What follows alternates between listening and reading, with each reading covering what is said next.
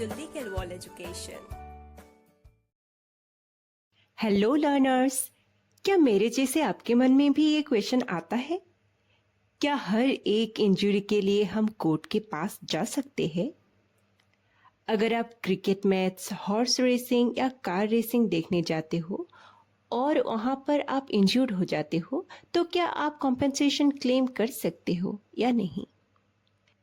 या मान लीजिए आपने बंजी जंपिंग, पैराग्लाइडिंग या रिवर राफ्टिंग जैसे एडवेंचरस एक्टिविटीज की और उसके दौरान आपको इंजरी हो गई, तो उस इंजरी के लिए कौन लायबल होगा? एक्टिविटी ऑर्गेनाइजर, कंपनी या खुद आप? ऐसे ही बहुत सारे इंटरेस्टिंग क्वेश्चंस के आंसर जानने के लिए आज हम डिस्कस करेंगे लॉ ऑफ टॉर्ट्स के दो फेमस लैटिन मैक्सिम के बारे में. The maxims are volenti non fit injuria and scienti non fit injuria. तो चलिए मीनिंग, एप्लीकेशंस, एक्सेप्शंस, एग्जांपल्स और इम्पोर्टेंट केस लॉ के साथ इसको डिटेल में समझते हैं. यहाँ पर वॉलेंटी का मतलब होता है वॉलेंटरीली या विलिंगनेस, और इंजुरिया का मतलब होता है इंजुरी या टॉर्चरस एक्ट या breach of legal private right. Simple words में वॉलेंटी नॉन फिट इंजरी का मीनिंग होता है one who voluntarily consents to an injury can not later complain about it. अगर प्लेंटिफ खुद के कॉन्सेंट से इंजरी सफर करता है तो उस इंजरी के लिए उन्हें कोई लीगल रेमेडी नहीं मिलेगी और प्लेंटिफ कोर्ट में जाकर कॉम्पेंसेशन भी क्लेम नहीं कर पाएगा. एग्जाम्पल के थ्रू समझते हैं. अगर मैं किसी सर्जन को ऑपरेशन के लिए कॉन्सेंट देता हूं और ऑपरेशन के दौरान मुझे इंजरी हो जाता है, तो मैं जनरली सर्जन को सू नहीं कर सकती. व्हाई? क्योंकि मैंने खुद एक्सप्रेस कॉन्सेंट दिया था. लेकिन ध्यान रहे, अगर सर्जन नेग्लिजेंस करे तो सिचुएशन अलग हो सकता है. यहाँ पर आपके माइंड में एक क्वेश्चन आ सकता है, who is a plaintiff and who is a defendant?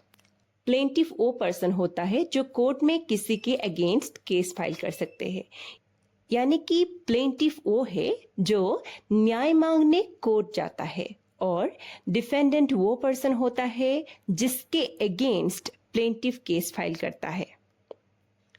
अब चलिए डिस्कस करते हैं वॉलेंटी नॉन फिट इंजूरिया से रिलेटेड एक इंपॉर्टेंट केस लॉ, हल versus ब्रुकलैंड्स auto racing club.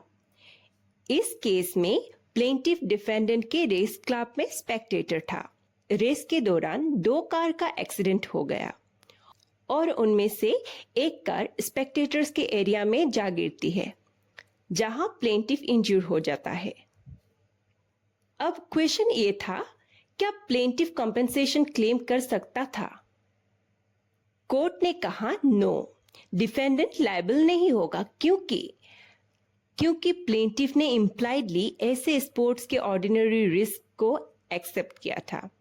Court ने ऑब्जर्व किया कि रेसिंग इवेंट्स में एक्सीडेंट्स होना पॉसिबल है और प्लेंटिफ वॉलेंटरीली रेस देखने गया था, इसलिए यहाँ पर volenti non fit injuria apply होगा.